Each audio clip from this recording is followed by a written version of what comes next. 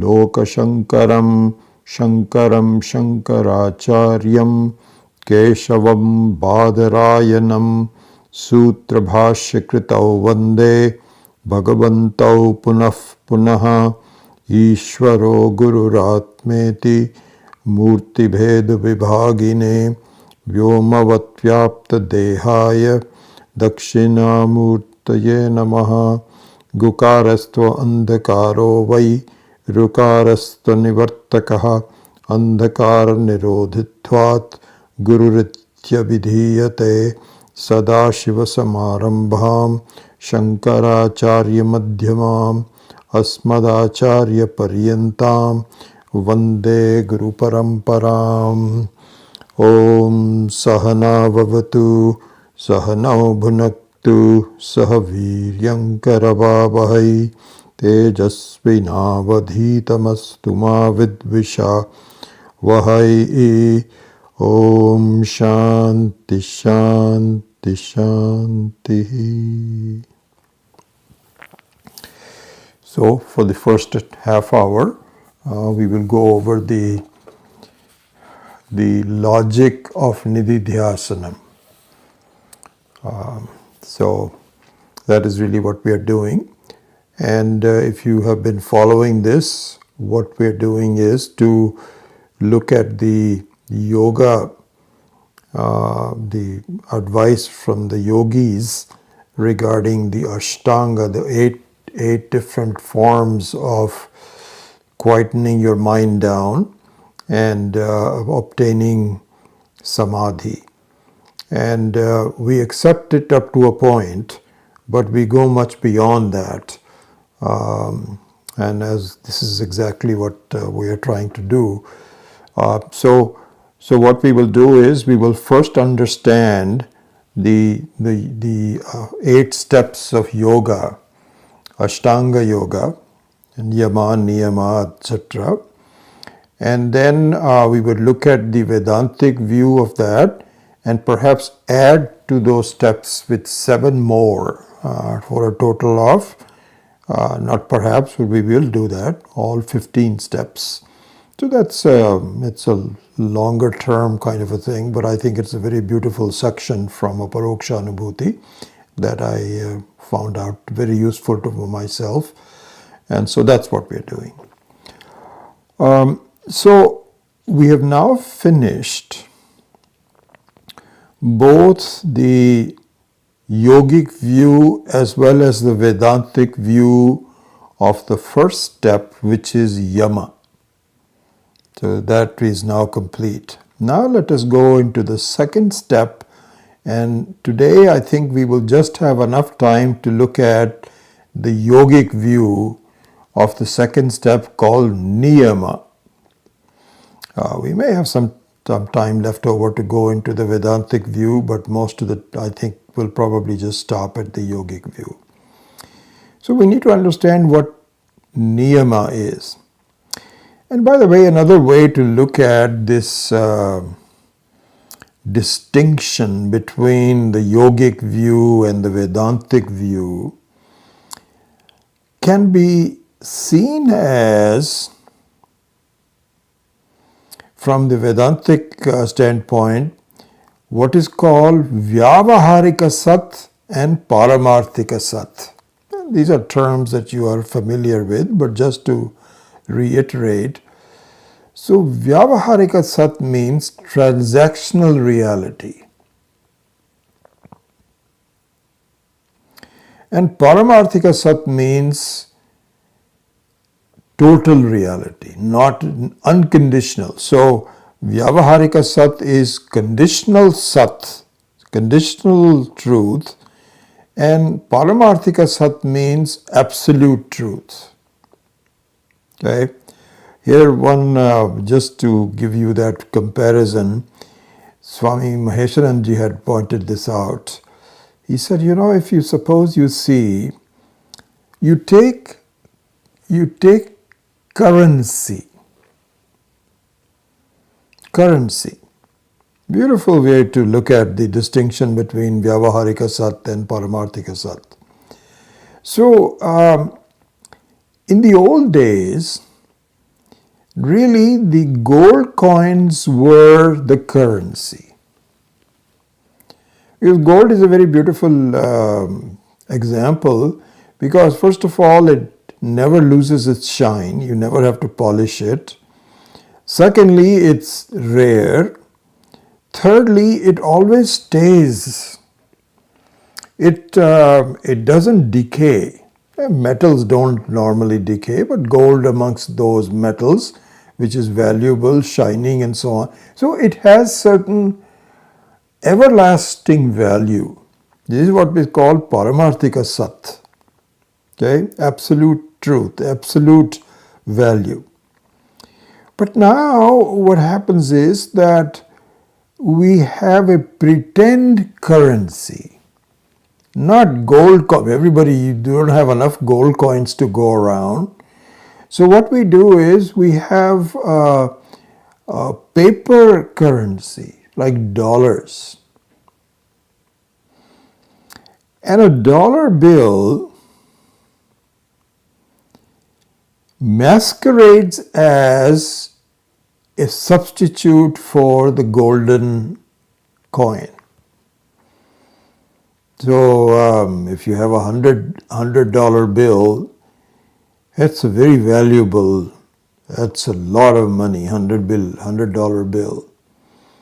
And you do that with a lot of care and so on. But the $100 bill is pretending to be the real one. It is not the real one. So pretending doesn't mean that it is not useful. It is very useful.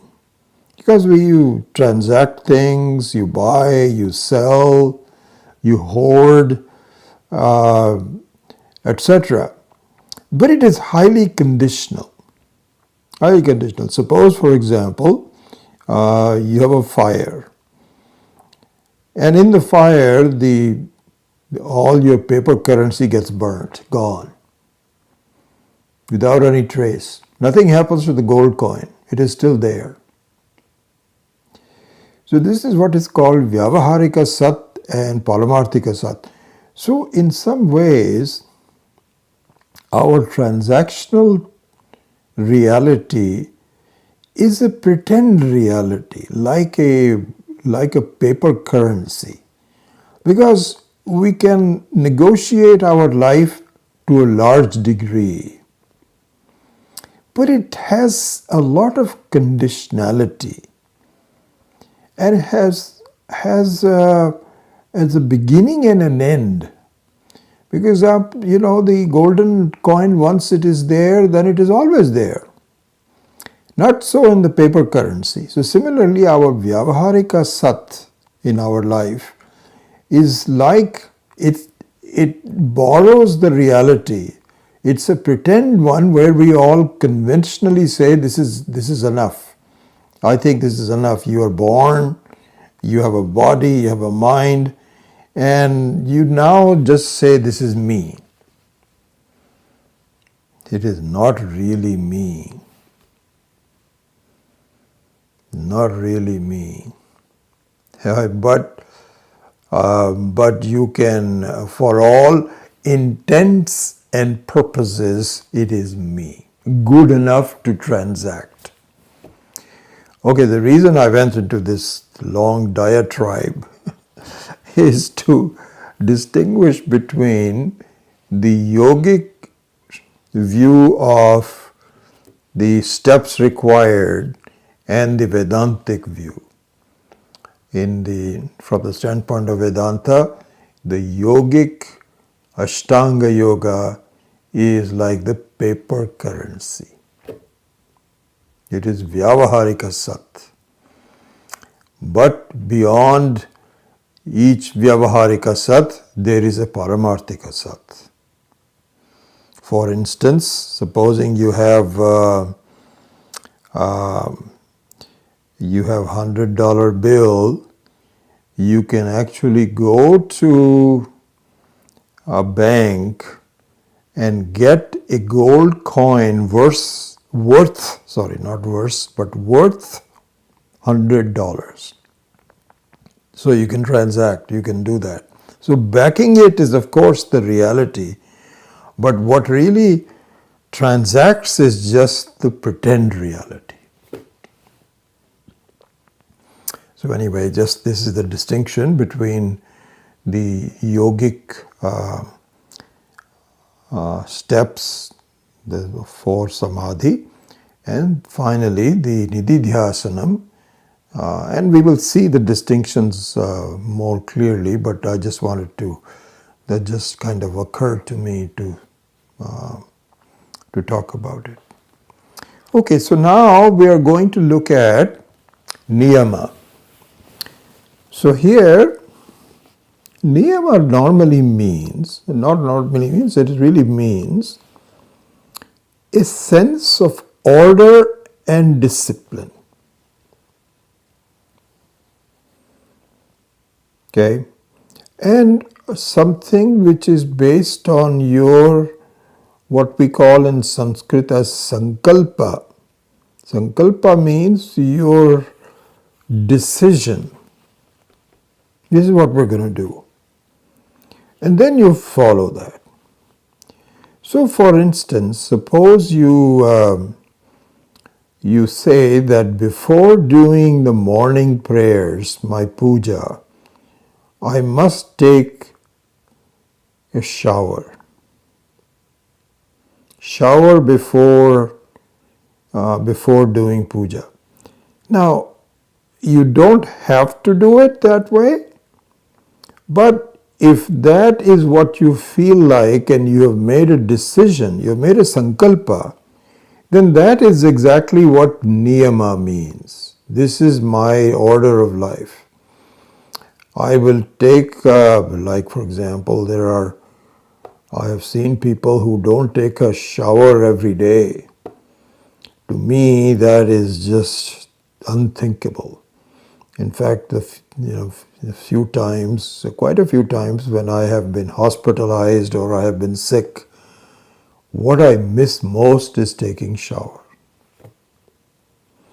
Just a couple of days ago, we went to visit a friend of ours who broke a couple of bones in her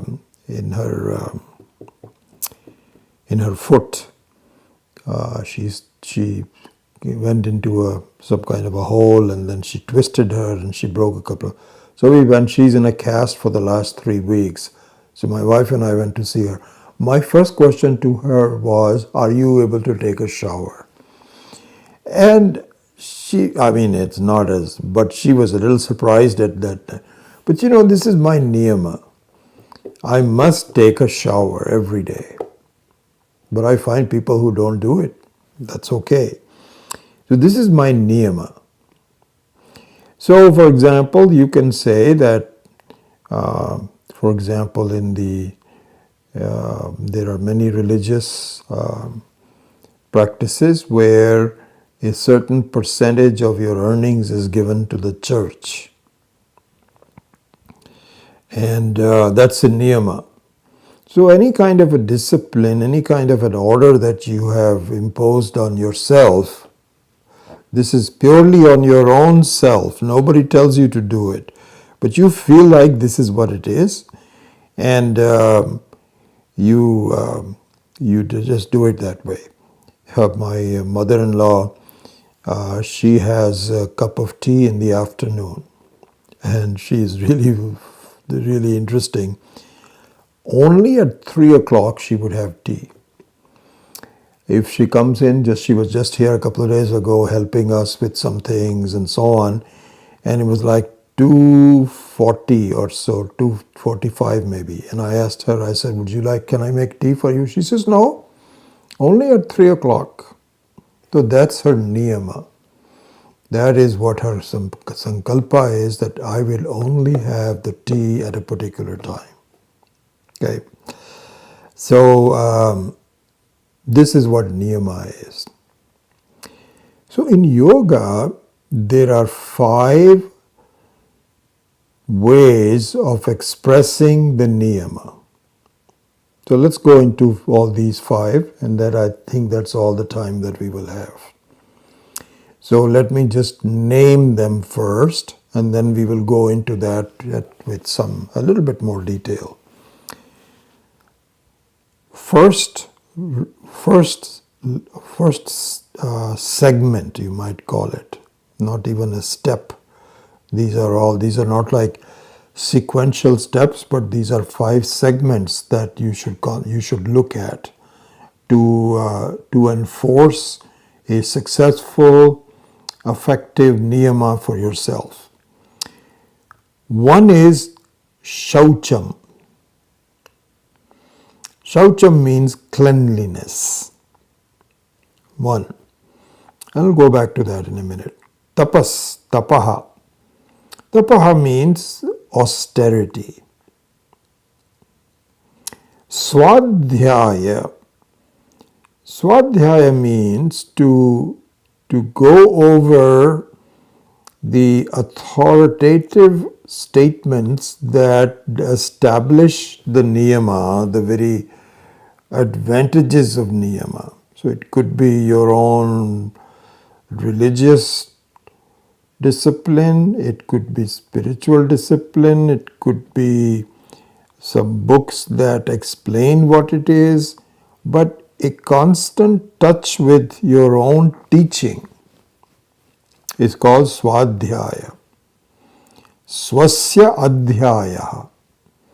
So adhyaya means to think, and so swadhyaya means that your own structured thinking would be called swadhyaya. So that's number 3. The 4th one is santosha. Santosha means that the tendency to be satisfied. Again, we'll go into the more detail. And the last one is, 5th one is Ishvara Pranidhanam. Bringing God into your life. Okay, these are the 5. Shaucham, tapaha, swadhyayaha, santoshaha, and Ishvara Pranidhanam. So in the next 15 minutes or so, let's go into some detail for each one of these. Shaucham means cleanliness. So here cleanliness means, there's a Western saying also says, cleanliness is godliness. And there is a lot of truth in it. Because cleanliness requires niyama. This is one of the legs of niyama is cleanliness, means that, and it's all parts of life, both physical as well as mental. Even physical cleanliness means that your desk should be orderly. It should be not papers lying all around one and you cannot find anything and so on. Your closets, your kitchen, your pantry. One thing I find, for example, is interesting. Once in a while I go, somebody would say, we'll go in my car, they'll say. So I'll just go there and I just observe their car, inside of their automobile. It reveals a lot about the people. Okay, how clean it is. Is it orderly? If there are layers of dust and there's stuff lying on the floor and so on, that tells me something about the fact. So the simple cleanliness, taking a shower, all of that is part of shaucham. Much more important than that is the shaucham of the mind. So cleanliness of both physical as well as mental. What is mental cleanliness? Mental cleanliness is, again, an order of thinking. This is a huge subject and we can talk for a long time, but just to kind of summarize it in the short time, it just means the way you think. You don't run amok with thoughts that are unconnected, with random which are usually done with lots of likes and dislikes, anger, all of those kinds of things are non-cleanliness. They are just kind of, Swami Dayananji, I think, had given a beautiful example. He says, when you start a garden, you have to take all the weeds out so that the right kind of flowers can grow. So all these kinds of thinking, which are unconnected and random, are like weeds. And so you need to have a certain discipline, certain sankalpa, that this is the way I would think. And if it's not as though those thoughts should never come. So this is an interesting thing. I remember this, I think I have already talked about this a few times. I remember our younger son, both of our sons, when they went to high school, there are a number of people in the high school that are either good or not so good. They come from good families who are studious and so on, and they're from others that have a bad influence. So it's not as though, and so they are all over, sitting next to you, you are talking to them and so on and so forth. So you cannot avoid them. But it depends on whose company you pursue. So similarly, it's not as though your thoughts, random thoughts will not come to your mind. Like a high school, they will come. But do you have to go with it? No, you don't have to. Some random thoughts come in and say, it's okay. I don't want to pursue it. So this is a mental shaucham. Okay. I better have my stopwatch. Okay. Tapas is quite simple. It means the ability to withstand some pain in the context of following up of a niyama, of dharma, and etc. And so if you, for example, do fasting, then this is a resolution. That is another niyama. People do, for example, I've seen many people who are non-vegetarians, but they resolve that on a particular day they will not eat meat. And it's a good resolution. And so, and then also, for example, if you do fasting, you'll say, I do fast on a certain occasion. During the fast, you may feel very hungry. You cannot just break the fast because you have to really follow through with it. But otherwise, you will destroy your niyama. And so this is called tapas. And I think we don't have to talk about that much. Swadhyaya. The Swadhyaya means, because our mind needs some support and some logic. See, for example, even in the question of taking a shower every day, etc., it just means that somebody has to initially point out the advantages of doing that. And so this kind of a habit is best done when you are still a child and your parents have the responsibility of educating the advantages of niyama. And so this is called swadhyaya. You have to go back to where does it say that? What is the authority? What are the advantages? What are the logic for it? All of that has to be done in the context of our life, of the conduct of our life and so on. There, some of the spiritual truths have to be resorted to again and again.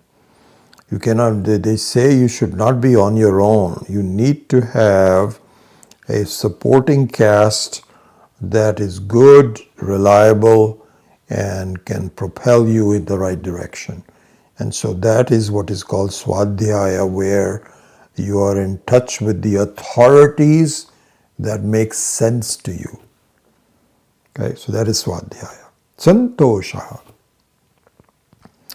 So santoshaha means the tendency to accept without a reaction when things happen to me or are given to me. And so this is an important thing where, and then in the Vedic, in the Hindu thought, the Prasada Buddhi. The Prasada Buddhi is really Santosha.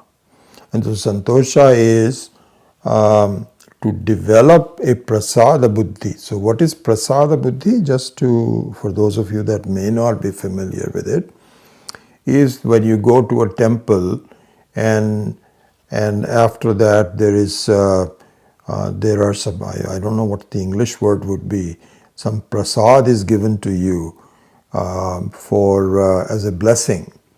So some food that was offered to a god or a goddess, and then the priest will, or somebody in the family, would make small portions of it and give it to all the people that attended that prayer. This is called prasada. So when you are given that, you don't say, give me more or give me less. As you grow older, you always want less. Just the other day we had a puja done. This is very fresh. There was a puja done and somebody had prepared the prasada, and so I was given a plate and it had too much on it and it had a lot of sugary content. And I'm already diabetic, and so I have to be, but I cannot say no. I ate it all. So this is called Prasada Buddhi. So this Prasada Buddhi, which is very visible, very poignant when you go into a temple, should be now spread out as part of your life. And what it means is that whatever is happening to you, you must have the ability to just say, okay. And a huge topic, and then we'll discuss it lots of other times. Okay, so that's number 4, santosha. And the last one is Ishvara Pranidhanam. So Ishvara Pranidhanam means that all of these things that we talked about, shaucham, tapas, swadhyaya, santosha, become much more prevalent, much more applicable, much more pervasive, much more useful if you bring God into your life. Huge topic, obviously. This is what Vedanta is all about. And so it just means that you have to think about, so for example, take santosha. So santosha, if you do not understand that there are some forces behind the whole creation, then the sense of acceptance, the santosha, is very limited. It's not easy to do. But if you can recognize that really the whole thing is interconnected, that whatever is happening to me has already been seen and okayed by Ishvara, then the sense of santosha is more possible for you to resort to. So this Ishvara Pranidhanam means that really anything that happens to me, anything that I do, anything that is given to me as a result has passed through the wisdom of Ishvara. And you should see that Narayana is really everywhere. In the Purusha Suktam, it's called Narayana Suktam actually. Sometimes it is added on to Purusha Suktam. And so there, for example, it says, Narayana paro dhyata dhyanam narayanah paraha yat kinchita jagat sarvam drishyate shuyate piva antarbahishtatat sarvam vyapya narayana sthitaha. So this is an interesting thing. Antar bahishta tat sarvam vyapya narayana sthitaha. Huge topic. I wish we'll have some time to really look into that. What it means, Narayana. Just to look at the definition of Narayana, and we'll end with that, is really interesting. Naraha means a human being, called a Naraha. Not just means a man. Any human being is called Naraha. Then the inner core of the human being, Narasya Hridayam, the very center, the very core, the very essence of the human being is called Naraha. And the one who lives in the heart is called Narayana. Ayana means a place. And so Narayana means the one who is in your heart. Or you should recognize it. It's in your heart, but you don't recognize it. You think it's just me. Well, what you think is me is really Narayana. So this is what is called Ishvara Pranidhanam, that recognition through study and through teaching and so on, that whatever is happening has the blessings and the participation of Narayana. This is called Ishwara Pranidhanam. So with those steps, the niyama of the yoga, this is still yoga, is now over. And now in the next class, we will go over the Vedantic view of niyama. So with that, I close that section. And we will now begin the study of Bhagavad Gita. Om Parthaya Pratibodhitam Bhagavata Narayanena Swayam Vyasena Grathitam Purana Munina Madhye Mahabharatam Advaita Mritvarshinim Bhagavatim Ashtadashadhyayinim Ambatvamanusanddadhami Bhagavad Gita Bhavadveshinim Yam Brahma Varunendra Rudra Marutaha Stunvanti Divyaistavaihi Vedai Sangpadakrama Upanishadaihi Gayantiyam Samagaha Dhyanavasthita tatkatena manasa Pashyantiyam yoginaha Yasyantam na vidusura suragana Devaya tasmai namah.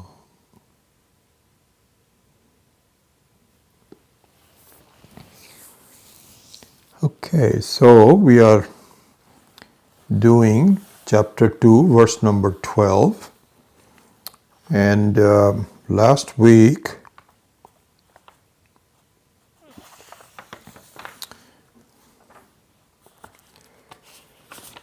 we ended up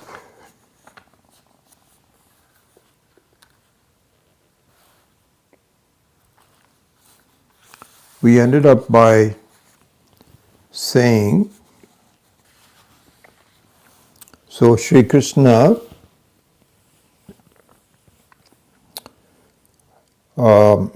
was saying that he's following up on saying that really there is no time and no occasion when I was not there, when you were not there, and all these other kings that you're fighting with were also not there. No way. They're all the same. Everybody is always there. This you have to see. And it says that there is no pramana.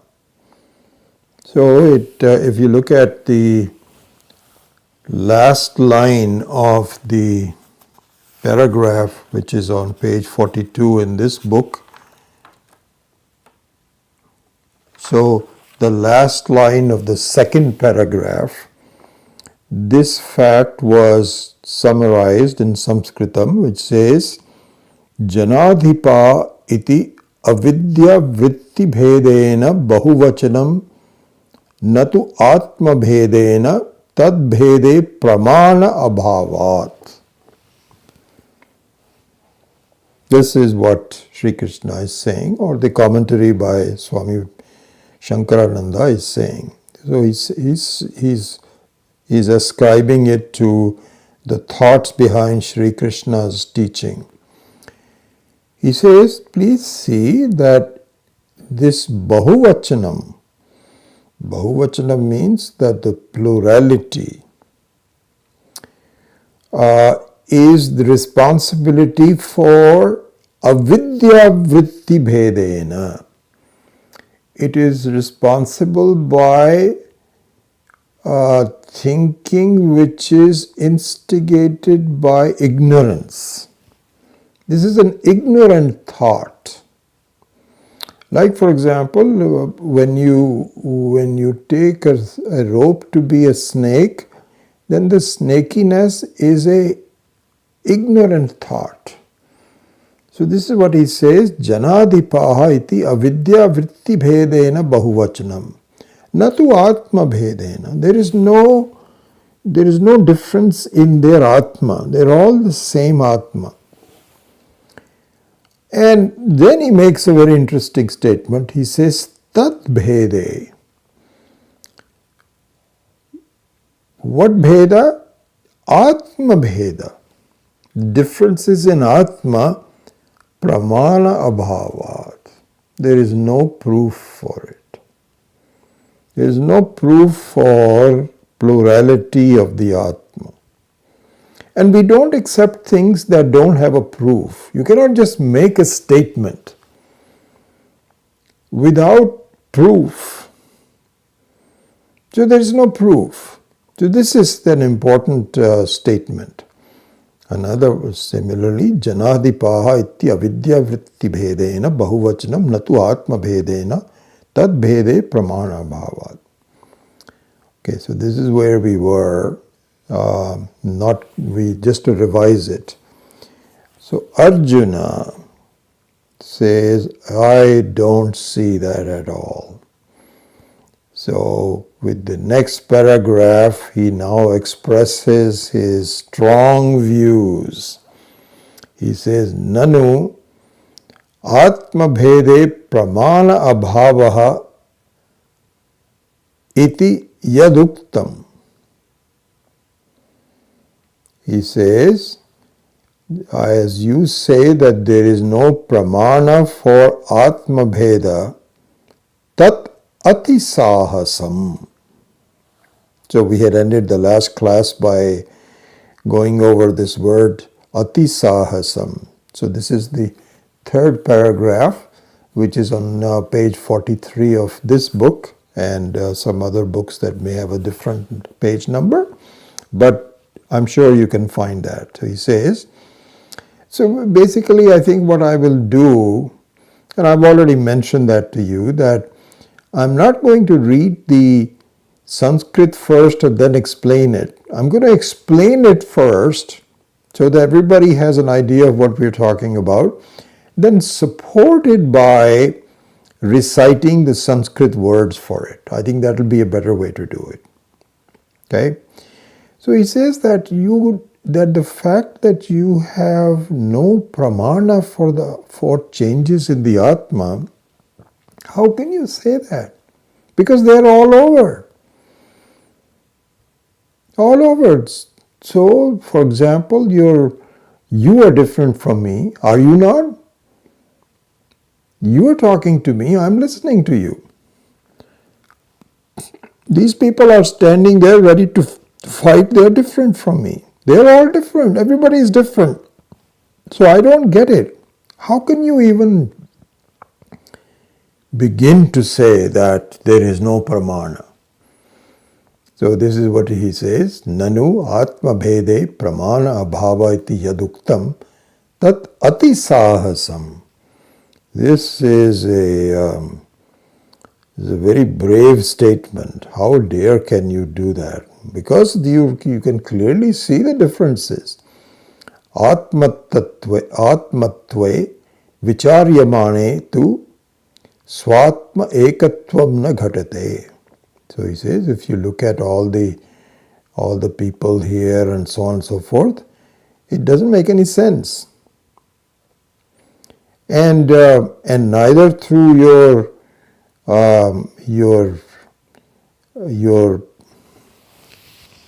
the pramana of your sense organs, or through inference. I can tell that going over without the Sanskrit is going to be is tougher for me to do that, but I'll try my best. So he says, Pratyakshadi Pramana Virodhat. So I won't go into all of that. So in the end he says that you can very clearly see everybody is all different and so on. How can you say that? And not only that, but without having differences, you cannot even transact. So this is what he says, Atma Bheda Abhave Vyavaharo na siddhyati. Vyavahara siddhehe anyatha anupapatya upapattischa pramanam. Arthapattischa pramanam. So this is an important thing. This is an important thing. So we have seen, and those of you that attended the Brahma Sutra class and following the teachings of Swami Paramarthananda, we went into this in some detail. You will find that background. If you don't remember it, you may have to go back to some of the notes. It's very useful in this analysis. So I'm going to stay with the details of this analysis, because it is not just Gita Vakya, you just read it and so on. You have to see what exactly is being said. So as you know, there are 6 pramanas. Okay? And those are Pratyaksha, which means that the proof of your sense organs, or even organs of action. So for example, you can say that if you saw someone with your eyes, that is a proof. You cannot argue that that the person was not there, because eyes don't lie. They just open the eye, you open the eyes and you see them and he says, yeah, he was there. You got Pratyaksha Pramana. Then you can say the next one is Anumana, inference. Right? Inference means, which is also, everything is based on Pratyaksha alone. But you can infer. So for example, when you say that somebody had accepted your invitation, supposing you call somebody and they'll say, yes, I'll be there at 7 o'clock. And he's not there at 7 o'clock. And 7:30 is not there, 8 o'clock, you're calling them, the cell phone is busy, or cell phone is nobody answers. So you infer something must have happened. You don't know if it has happened, but the person is a very reliable friend of yours who would not just forget about it. In fact, just that morning the person said, I'll come at 7 o'clock. So you now infer something must have happened. Inference. And so there are 6 different pramanas like that. One of them is arthapatti.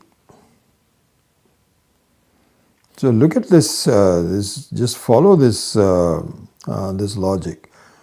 One of the pramanas is what is called arthapatti. Arthasya apattihi iti arthapatti. I think. I'm guessing on this, but I'm not sure, but I think that's a reasonable guess. Apatti means descending. It has to be assumed because of the result. Do you remember the example that we took in Brahma Sutra class about Arthapatti? Just think about that. I don't know if you can recall any of this or not, but let me remind you. Beautiful example given by Swami Paramarthananda. What he said was that you got up in the morning and when you went to sleep, all the roads were dry. Your front yard, your backyard were all dry. There was not a drop of rain anywhere. And you went to sleep. You slept for the whole night, 8 o'clock, 8 hours rather. You get up in the morning and all the roads are totally wet. There's almost like some roads are flooded. Now, you never heard the rain. You never saw the rain. And your inference about whether there was, these, I don't know if you've seen that in this country that much, but in India, for example, to tamper the dust down, they will have a truck that will spray water during evening hours. And that's not that much. It doesn't flood the road. So that's not it either. Nothing works. So from the result, but the result is very obvious, which is flooding of the roads. From the result, you can now work backwards and say, aha, it must have been rain. So here, Arjuna, or the Purvapaksha, which is Arjuna's Purvapaksha really. So look at this sentence. Now I can say, so Arjuna says, it is Arthapatti. What is Arthapatti? Means that because we are transacting, you are talking, I'm listening. From there, I can work backwards and say we must be different people. This is called Arthapatti. Even it should be taken as Pratyaksha, but the proof based on the Pratyaksha is Arthapatti. You see what I'm getting at? That if you see differences, you see that I cannot even be, exactly this is what he says, when we do the prayers and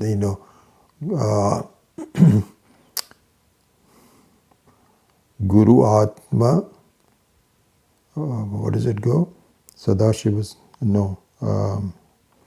So when we did the prayer, he says the Guru and Ishvara and the Jiva are all different. And you are the same person that is in all three of them. That is the prayer. But here it is not a prayer. It says that because all the people are different, therefore we can assume through Arthapatti, just like because I see the flooding of the road, I can assume that there must have been rain. So similarly, because we are transacting, you are not me, I am not you, therefore we must be different. So let me now read the Sanskrit words sentence for that. So on the third paragraph, this is the fifth line on this page. He says, Atma Bheda Abhave, you can add the word Sati, it's a Sati Saptami, means that being the differences between the Atmas, if they're not different, vyavaharaha na siddhyati. You cannot do any vyavahara. Atmas all must be different. That's how transactions are possible. Then he says, vyavahara siddhehe anyatha anupapatti. So, anupapatya arthapattischa pramanam. You see now, he says there is no other way to explain our differences other than arthapatti. And arthapatti is a pramanam. It is accepted by Vedanta and everybody else to be a pramanam. So based on that, you cannot say that the Atmas are all different. You cannot say, that's not it. You cannot say that the differences of the Atma have no pramanam, because there is arthapatti. And then he has several sentences to explain all of this and so on. And so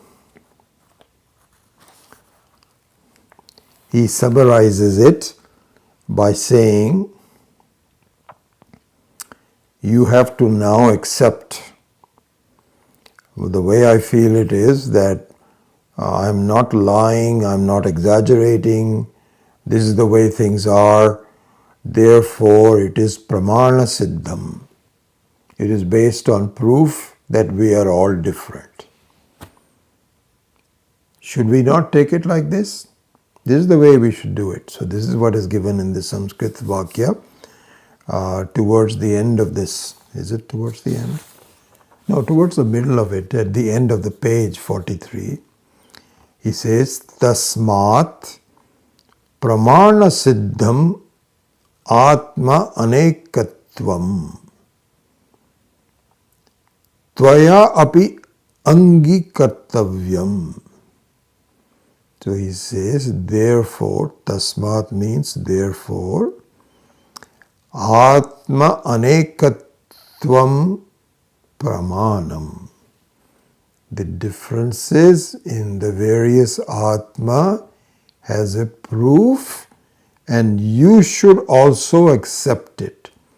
Tvaya api, even you, angikartavyam. You must make this part of your thoughts. Angikartavya means, angam means it should be part and parcel, it should be a limb to your thoughts. Angikartavyam, it should be accepted. Basically it means it should be accepted. Iti chet. So this is how these Purva Pakshas end. Iti chet means, if this is the way, this is my doubt. What if this is the way I, what if this is the way I think? Iti chet. The answer to given that is no. No. And the logic behind the answer is just amazing. So let's go into that. He says no. The logic is given is, here I'm giving you the Sanskrit first. Vyapti vyabhicharat pratyaksha asiddhe. Vyapti vyabhicharat pratyaksha asiddhe. So let's go into that. What does it mean?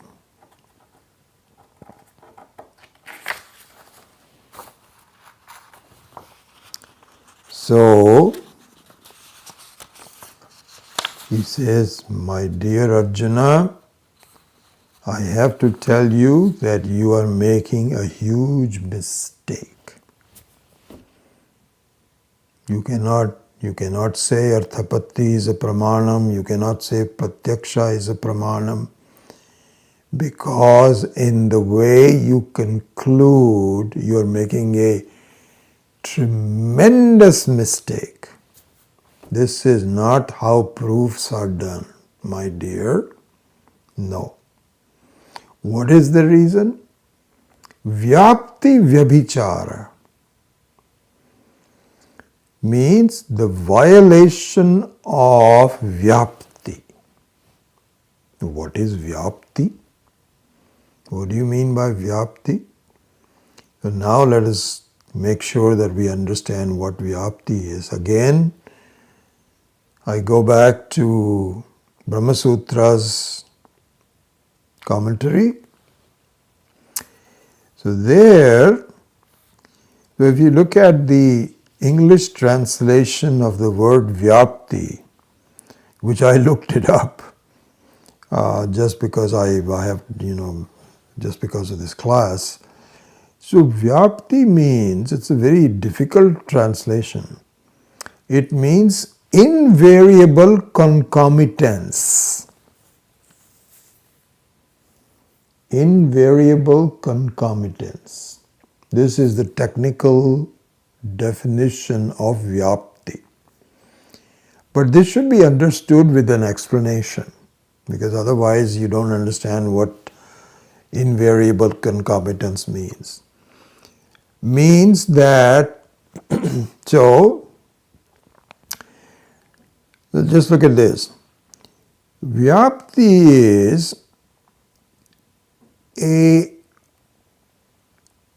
non-variable truth that cannot be violated. This is what vyapti is. So the example given there is yatra yatra dhumaha tatra tatra vanni. Wherever there is a smoke, there is fire. Yatra yatra dhumaha means wherever there is dhuma, which is smoke, tatra tatra vanni, there itself there is agni, there is fire. This is called vyapti. So the invariable connection between smoke and fire is called vyapti. Right? We have seen this, and even if you have not seen this, you should now see it. It is called vyapti. Yatra yatra dhumaha tatra tatra vanni. Wherever there is a smoke, there is a fire. This is a vyapti. Okay? So in this example, what we saw, there is a thing called paksha. Part and the parcel of vyapti is what is called paksha. Paksha means the place, sthanam. In both limbs of this sentence, the place must be the same. So, yatra yatra, tatra tatra.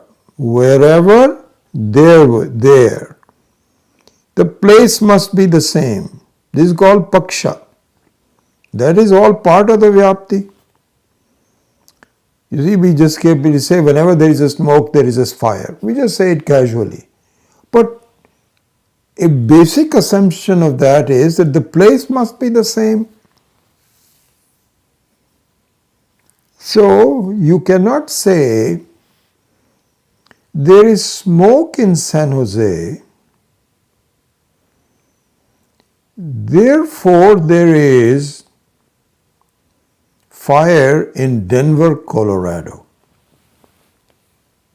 Does that make any sense? This is not vyapti. You can say that we were driving yesterday and we saw smoke, huge amount of smoke in San Jose. So there must be fire in San Jose.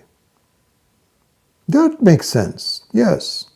Because you cannot have smoke without fire.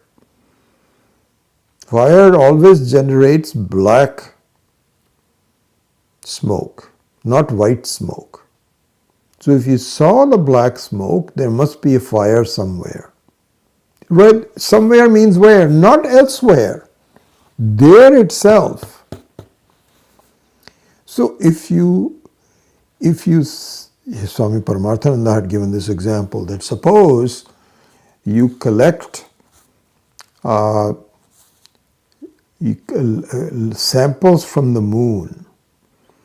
You go to moon, you bring out some rocks and you just pour over it, analyze it, the constituents, what is it made out of, and this, that, or the other. Okay, so now you are capable of making some intelligent conclusions about the content of the moon rocks based on your assumptions. But you cannot say this is how the moon rocks were and therefore the sun must be the same or the Mars must be the same. Hey, you cannot make that. That is stupidity. It's called Bhranti. We always talk about Bhranti.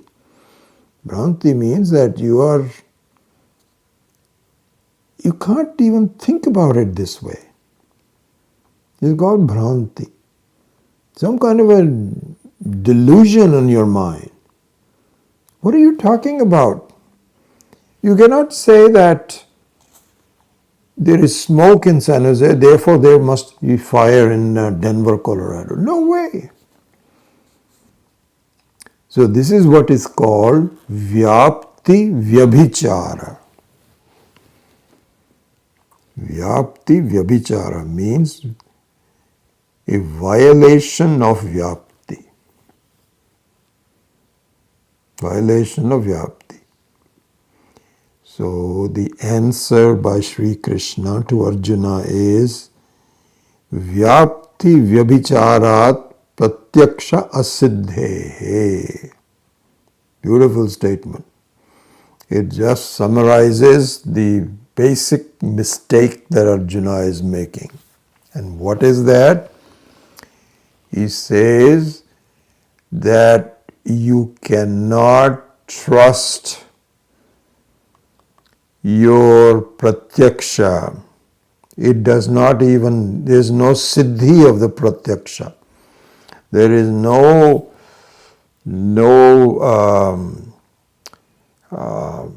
what's the word that I'm looking for? There's no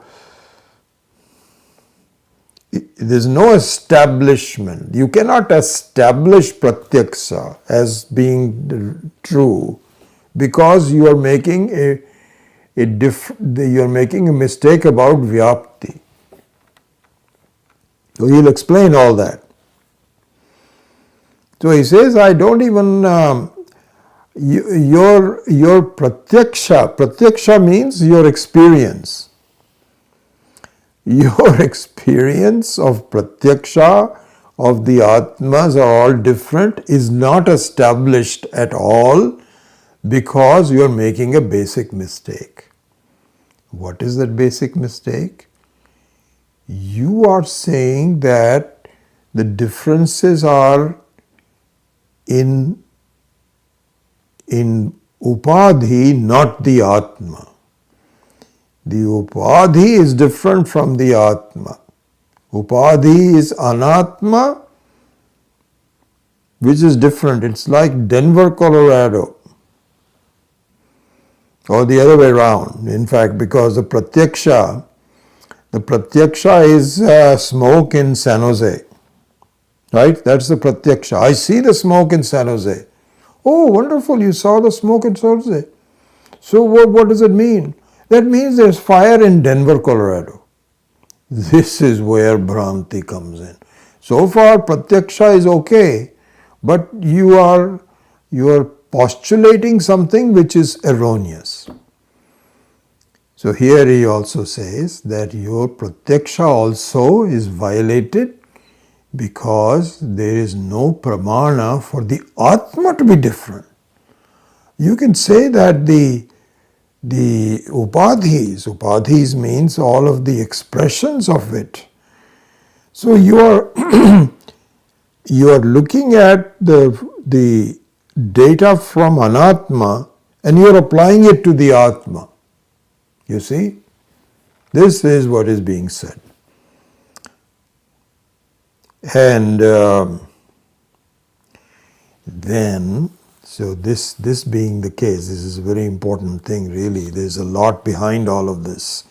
So, Arthapatti, Pratyaksha, then Vyabhichara, then Vyapti, all of this has to be understood to really see technically where differences are being made.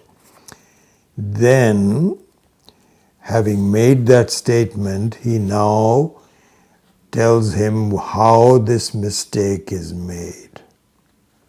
See? So, here he says, listen. When you were a child, it's called Shishu. There is actually a technical definition of Shishu. So all these words have very precise meaning. I forget what it is, but Shishu means up to 5 years. A child up to 5 years is called Shishu. And then after that it is Kaumara. Kaumara means kind of like a teenager. Then it comes different, other names are given. Okay, so, pardon me.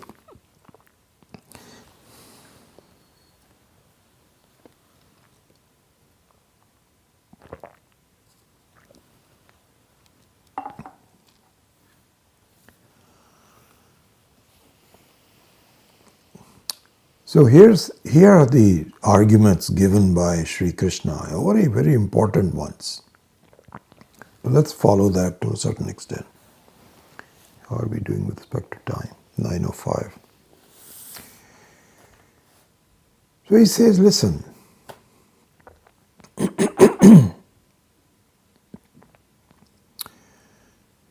let's say you are a teenager. And you take yourself to be, you are a teenager, and so therefore you're, let's say, 16 years of age. And appropriately you take yourself to be a 16-year-old.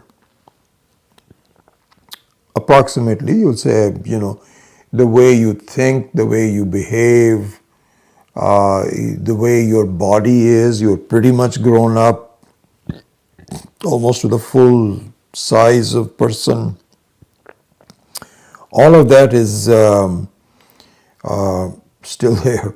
Interestingly enough, so both our the two older granddaughters now are pretty much grown up. And this is unbelievable. I cannot imagine in my life that my granddaughters will be taller than me. Actually, when I was at that age, I was 5 foot 10 and a half inch. But now I have shrunk about an inch, which is really a bothersome thing. It's like a play. You go in every time, I just had a couple of office visits because of my cold and virus and so on. Every time say, Mr. Kapoor, can we take your height? I said, oh. So I stand there and say and so forth. And every time I go, I shrink a little bit. Last time I went, it was 5'9" and a half. So I'm trying to stretch myself up because I don't see myself as 9 and a half. But I'm 9 and a half. And now my two granddaughters are about 5'10". They're taller than me. Incredible. And the younger one is about 2 years younger than the other ones. And just a couple of years ago, she was like 5'6", 5'7". And now she is, so now our discussion is, are you still growing or not? And they all keep saying, yes, we are still growing. But I think they're pretty much reached their limit. And so So anyway, their thinking, their body size, their thoughts, and so on, are that of a teenager. So why am I saying all this? Because this is all Sri Krishna's teaching, by the way. He says, do you see them as saying, I am a shishu, I am a toddler, I am a 5-year-old? No. You can even close your eyes and say, pretend I'm a 5-year-old. You can't even pretend you're a 5-year-old. If you're 16, it's very difficult for you to do that. You can remember perhaps. And this is what we all do. When I was 5 years old, I used to do this. That you can do. But to have a Pratyaksha that I'm 5-year-old is no longer there. So what it means is that you, being the same person, do not have that same experience anymore. Then how can you say you are the same person? Experiences are all different. A 5-year-old behaving like a 5-year-old is not the same as a 16-year-old. And certainly not an older person. So what is let me just see. So when we go to the next one, he says, Dehino asmin yatha dehe kaumaram yauvanam jara. So Swami Shankarananda ji makes a interesting observation. We'll go to this next one. I don't know when. The way we are proceeding, we're not going to be able to even finish. Anyway, we'll see what happens. It's okay. But when we go to verse number 13, he will say jara means it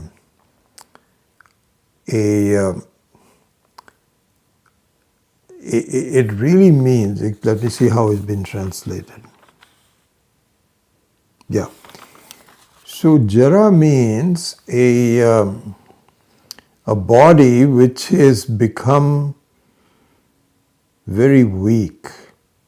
It is no longer standing up. And it means it's old age. Because this is what happens. Bodies shrink. You cannot stand straight. You can hardly even get up. So this is called jara. So the experience of an old person is not the experience of a toddler, not the experience of a 16-year-old. All of those are completely different. And yet, you are the same person. You cannot even begin to make a statement when I was young. You can remember it, and you cannot remember it unless you are the same person. So it is not you are the Atma, the same person. And you cannot make that decision, you cannot make that statement that I was young unless you are the same person. And yet, you don't. You see, this is the point. Just look about this. He says that the Pratyaksha is not there. It's all gone because I don't have the experience right now of being a 16-year-old. I don't have that. I moved on to a completely different thing, and yet I am the same. So what it means is that the Pratyaksha, our experience through our Pratyaksha here means to Pramana Siddham, through eyes and thoughts and so on, as being a particular age has nothing to do with who I am. So he tells Arjuna, don't you see this? We're talking about that I was always the same person and you are always the same person. This is what we're talking about. We're the same person. Even though the experiences are completely different. And so you cannot bring the experiences of the various ages, stages of the life and so on, onto the Atma. Cannot do that. Because why can't we do that? Vyapti Vibhachara. That is just like saying, therefore, there must be Agni in Denver, Colorado. They are completely different, have no connection whatsoever. And he will proceed this systematically, but he's saying that look at your own life. In your own life, you will see that experiences keep on changing, but they don't affect your Atma. And also, because your experiences of your own body are different, but others' experiences are based on a different body. And so you are again making a distinction between yourself and others based on the bodies, not on the Atma. This is why we say that there is this is what we originally said, which you were complaining against, and now I am going back to my original statement, which says that to create differences between different Atmas is without any proof. There is no proof for it. Because all the proofs are based on their upadhis, their pratyaksha, their stages. It doesn't say anything about the Atma. So my dear, you're making a huge mistake. The Atma is not absolutely affected by all of this. And so then the rest of it is really going into the details of it. Okay, so I'm just going to, as I mentioned to you, just point out the conceptual main points, and then the back. And in this particular case, the second chapter, 12th, the 12th shloka is exceptionally long. Usually you won't find this long. So he goes into great detail into saying that this is a mistake on your part, and we do not deal with mistakes, we deal with truths, and so this is not tenable.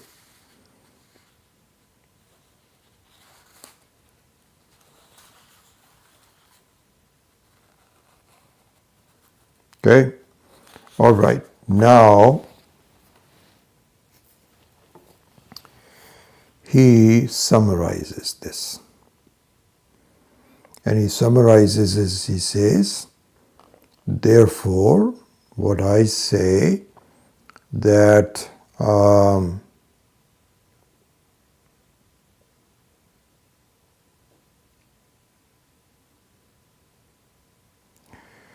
so what he would say in the next one, in the shloka number 13, which we will do later, is that this way of thinking, this way of analysis also applies to the Atma and Anatma across life boundaries. You see what he's saying? He says, right now I have given you the technical reasons why within one life there are different experiences based on the same person. Don't you see that all of this would become impossible if the person itself changes? You could not even imagine the whole creation functioning if everything changes. Cannot even imagine. So, for example, you will have no memory. Memory would not make any sense. You could not say, I was where I was yesterday, because you as the yesterday, if it was a different person than you today, you could not even make a decision. You cannot even make a conclusion that I was there yesterday, let alone when I was young. Even yesterday you could not make it. And you could not make any connection whatsoever. And yet, this is a very interesting thing. This is exactly how the Ishwaras look at the beauty and the very cleverness of Ishvara Srishti. That without changing, there are changes.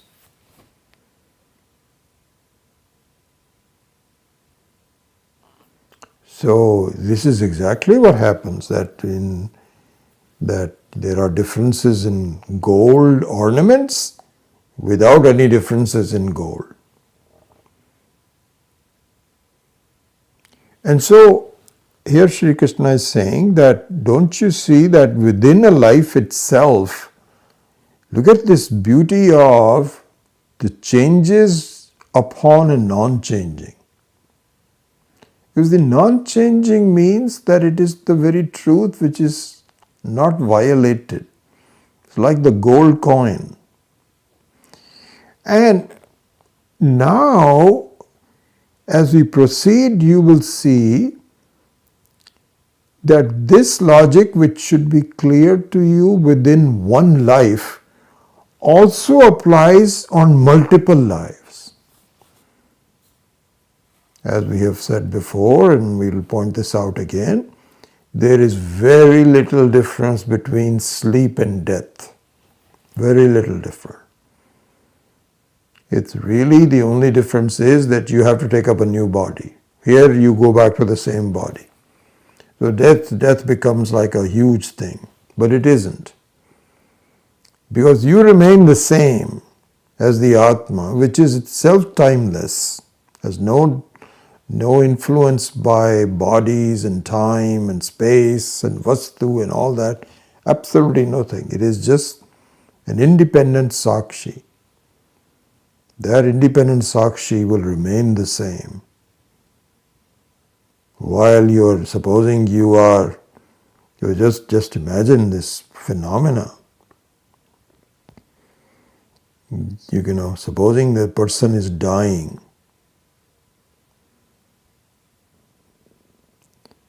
and that person is, and everybody is wailing, and they're saying, "Oh my gosh, sorry, you're leaving us," and you're saying, "I'm sorry to leave."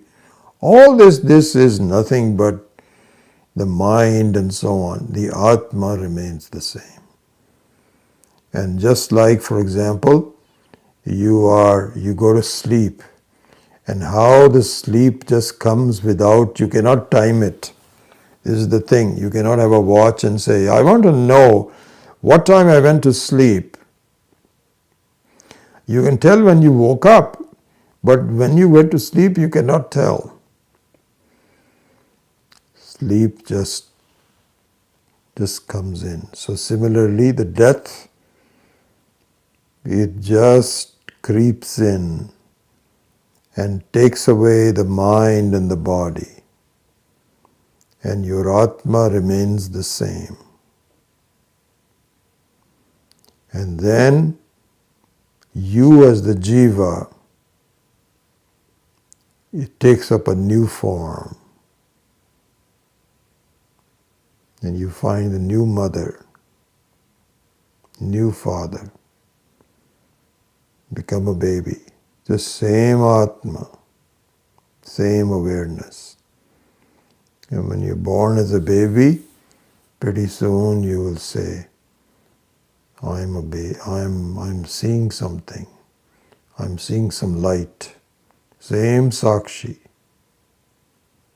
No difference whatsoever. So really, and then you go back to the same old thing. Shishuhu, 5-year-old, 16-year-old. Same mistake. And so Krishna is going to point all of this out pretty soon. But the basis has been formed here right in this life itself.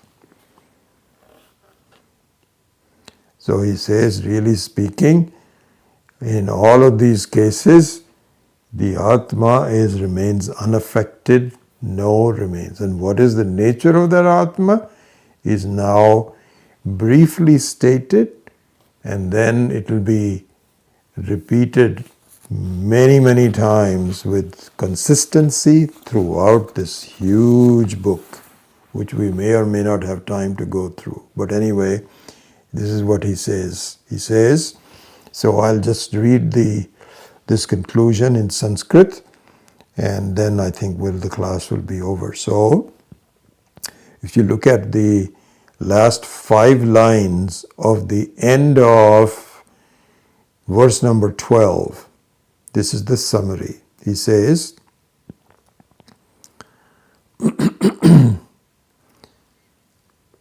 Trishu api kaleshu sattavantaha evasma tataha aham tvam cha imesa sarve vayaf param brahma eva prapanchatat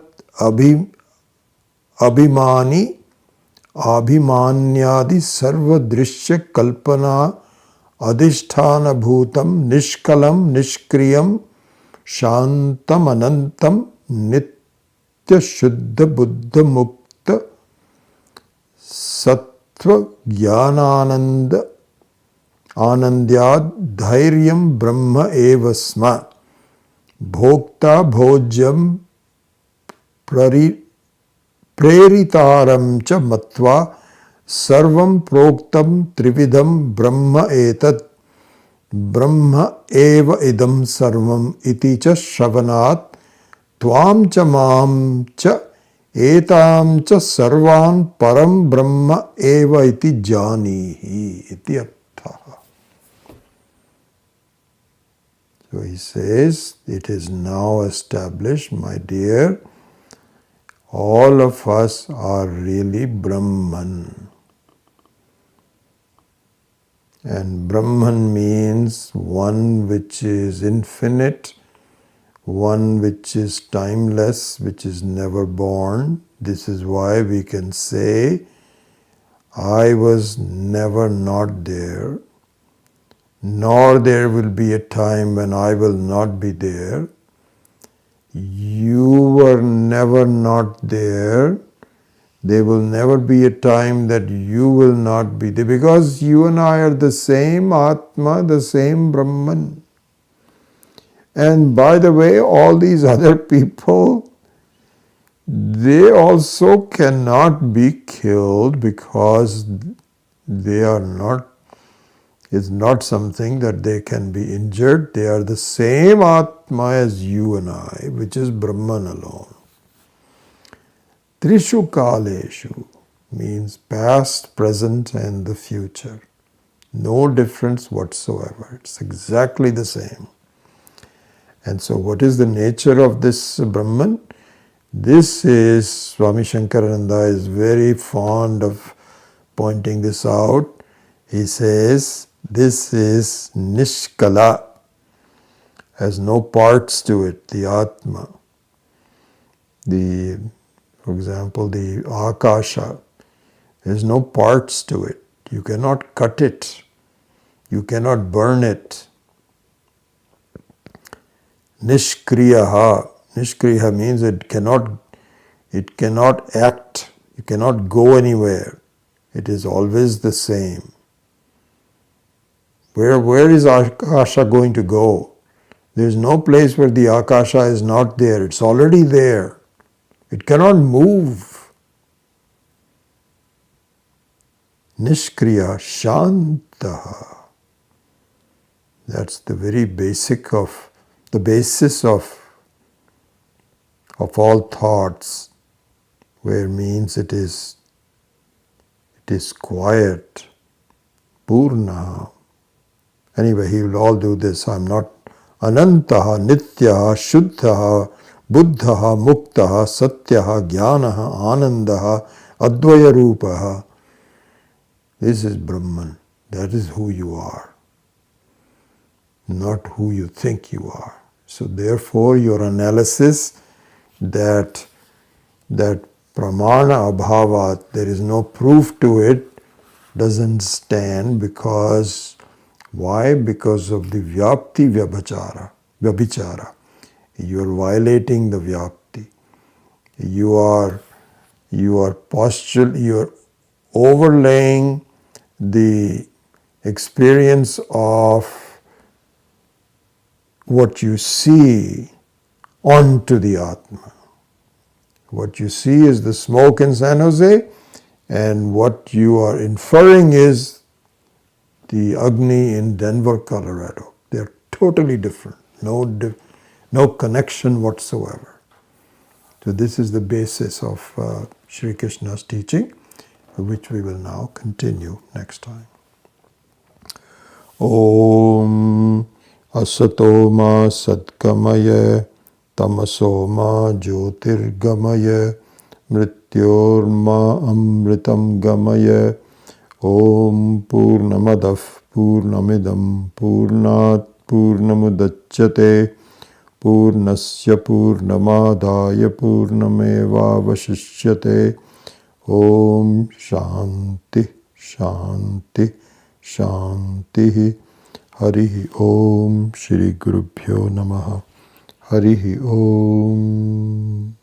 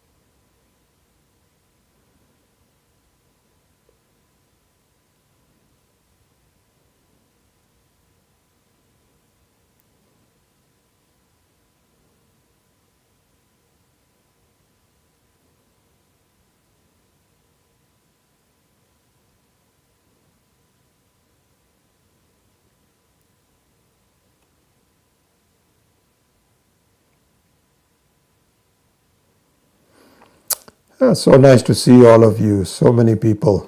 Wonderful to see. So hope all the best to you.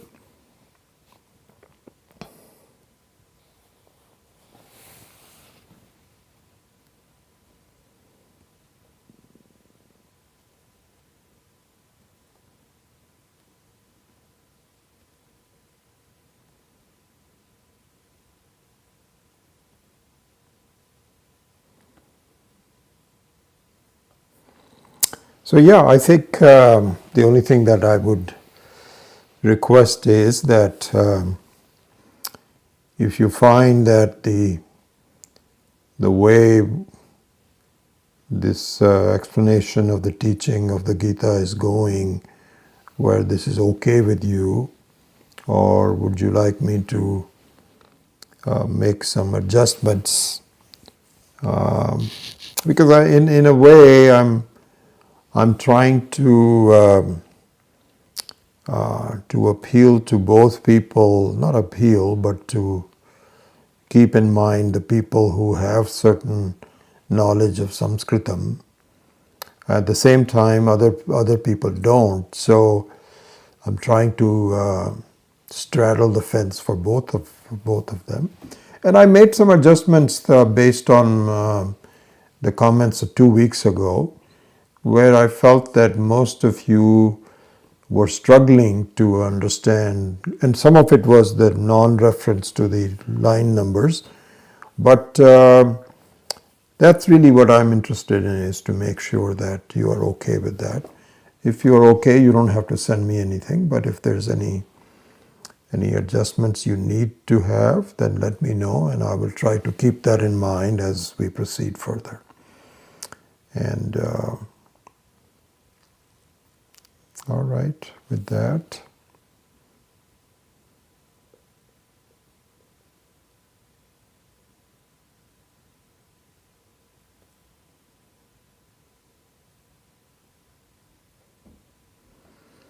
okay, if there's no other questions, then I will see you on next week.